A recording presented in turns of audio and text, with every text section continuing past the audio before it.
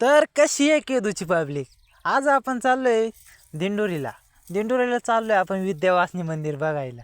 तर मंदिर म्हणजे एक नंबर मंदिर आहे. तुम्ही बघू शकताय. आज दिंडोरीला आलो कधी ट्रॅफिक लागली असं कधी झालंच नाही. आणि दिंडोरीपासून फक्त 2 ते 3 किलोमीटर अंतरावर असणारे हे मंदिर आहे. तर त्याला तुम्हाला दाखवतो. हे बघा रस्ता कसा आहे, नुसता खड्ड्याचा. बस नाद नाही करायचा. तर तुम्ही बघू शकताय तिकडं मंदिराकडे जाण्यासाठी रस्ता तर खूप सुंदर आहे. पाटापासून जायला रस्ता आहे. तर तुम्ही बघू शकताय. आणि इथून जंगल बिंगल लागते. खूप खूप सुंदर निसर्ग आहे आणि इथं खूप पाहण्यासारखं ठिकाण आहे.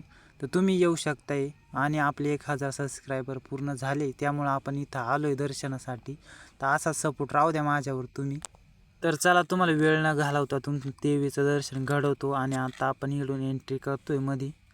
तर तुम्हाला दाखवतो. हे बघा, तुम्ही बघू शकताय इकडून जाण्यासाठी रस्ता आहे. तर चला आता मध्ये जाऊया आपण. तुम्हाला दाखवतोच. हे डोंगरावर बसलेलं मंदिर आहे. आता सध्या तर निसर्ग वाळलेला आहे.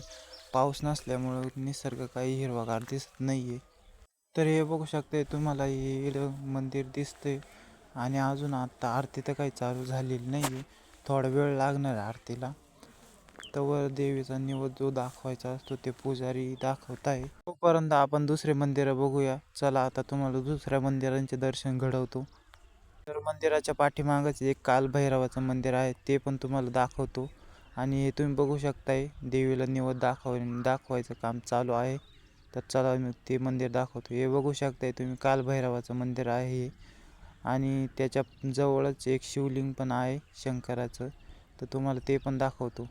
हे मंदिरं सगळे जवळजवळच आहे, त्यामुळे तुम्ही पण येऊ शकताय आणि बघू शकताय. खूप सुंदर सुंदर मंदिरं आहे. आणि इकडे शिवलिंग बघा किती सुंदर सजवलेलं आहे.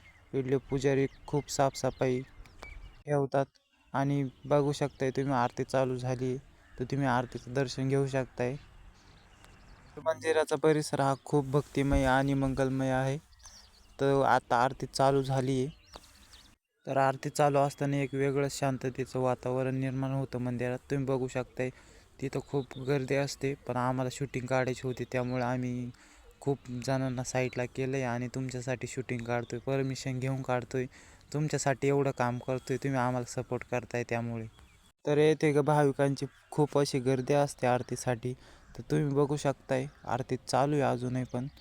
या मंदिराची एक खूप सुंदर अशी आख्यायिका आहे. तुम्हाला मी ते पुढच्या व्हिडिओ सांगणारच आहे. तर आरती संपल्यानंतर मी तुम्हाला आजूबाजूचा परिसर दाखवणारच आहे. आजूबाजूचा सुद्धा परिसर खूप सुंदर आहे. तर इकडं होमाचा सुद्धा कार्यक्रम होता आणि तुम्ही बघू शकता इकडे निसर्गसुद्धा खूप सुंदर दिसतोय. तर आम्ही तुम्हाला इकडून पुढं असेच निसर्गरम्य ठिकाणी दाखवणार आहे. आणि देवाचे किंवा असे देवींचे असे ठिकाणं, वेगवेगळे प्रसिद्ध ठिकाणं असे दाखवणार आहे. तर आता आपण चाललोय तर केदूची पब्लिक, हा आपला पहिला ब्लॉग आहे.